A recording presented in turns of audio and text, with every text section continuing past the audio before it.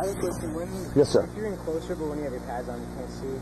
Uh-huh. Is it okay to widen out your legs or no? A little bit, sure. Just make sure you don't get tension in the hip flexors, because that's where we run into problems. It's going to tighten you up, tense you up. That'll slow down your motion and weaken your snap significantly.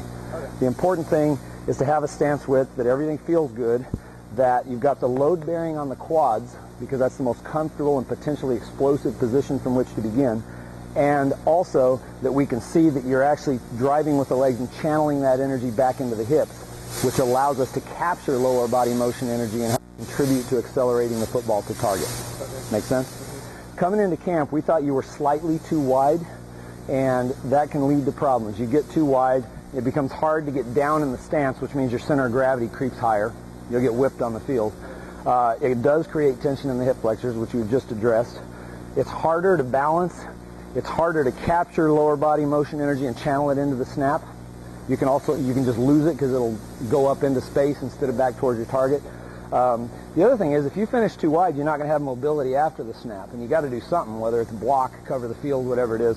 And finally, if you get really wide, you can end up with locked out knees. Quickest path to a short career is to have big bodies crashing around locked out joints. You know, we don't want that to happen. Game of football is about balance, leverage, power, and mobility. And to have those things, we need those feet up and under us, okay? Your average football stance is a little wider than the shoulders. A snapping stance can probably be about 4 to 6 inches wider than that.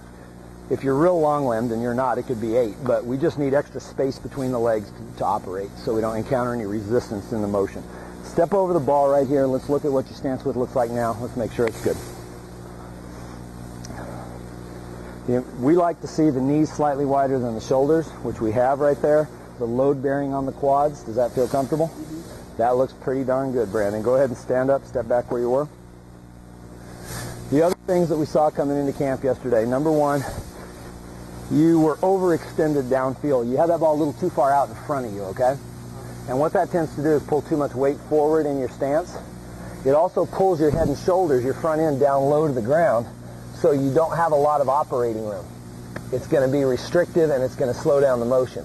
Or it could lead to you doing something bad like a hitch to raise up and then throw to clear some space. None of those things are good. So what we needed to do, the other thing we saw that as a result, because the head and shoulders are pulled down, is what we call a steep slope shoulders to hips. We've talked about the arrow point concept, where the energy travels down the spine, up from the toes to the hips, and converges, combines. Wherever that arrow's pointed is where the ball's going to go. So it's very important in the setup that we have you set where the arrow's pointed straight at your target. Okay.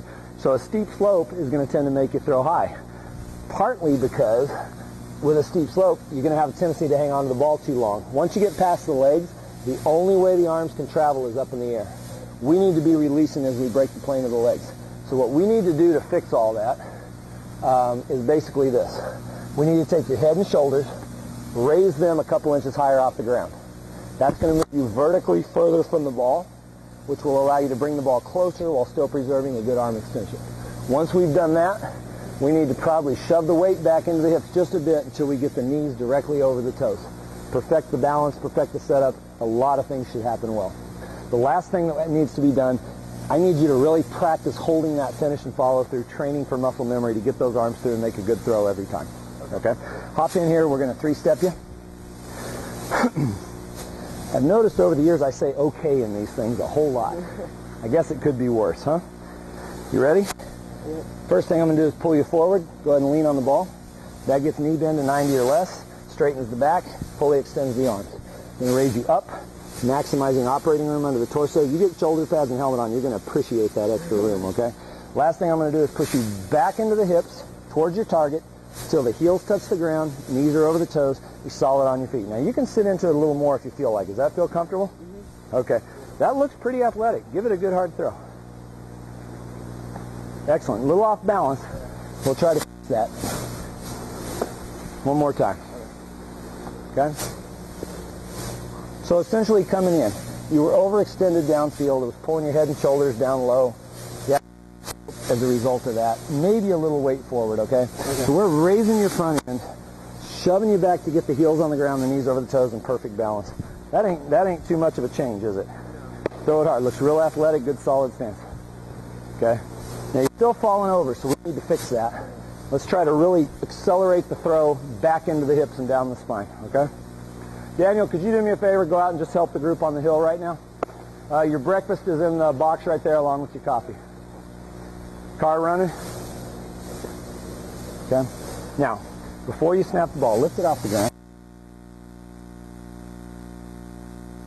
Right there, real aggressive. You're balanced, aren't you? Get a little more aggressive, and that's going to send the energy down the line into the hips better. That will allow the weight distribution around the center of gravity to stay proportional throughout the motion, which means you're going to be balanced from start to finish. Okay. Okay, let's do one more and make sure it's working for you. That's pretty impressive. I bet that hurts those stitches when you ground your leg down on that metal bar, huh? Okay. That is on your way to world class. Does it feel good? It looks solid. You got to be solid on your feet and balanced from start to finish. Work on my slide a little bit more. Okay. We don't teach you to slide per se. Okay. And the bigger the guy, the less likely he is to slide simply because of inertia. You got more mass at rest. What's important to us is to see that the drive of the legs is backing into the hips. You're right in the middle of the camera there, Brandon. Is backing into the hips, okay? If you slide, I consider that a natural byproduct of an aggressive accelerating motion sending all your energy back into the hips. Smaller guys like us tend to slide. Okay, so let's focus on what I was just telling you there, a more aggressive throw down and through, and you know what, that's going to happen automatically. You're not going to have to train for the slide per se. One thing you can do if you really want to work on that drive into the hips, you can set a ball and go through the motion trying to slide about a yard with each snap, but keep in contact with the earth.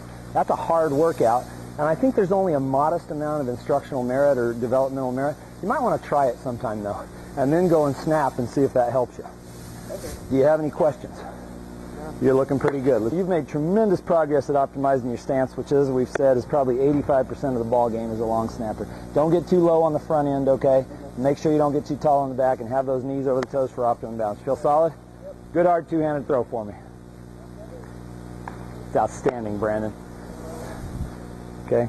Now, just want to make sure you're not too low on the front, not too tall on the back. Now, wherever your balance needs to be, go ahead and do it yourself. Good, quick two-handed throw. Excellent, excellent.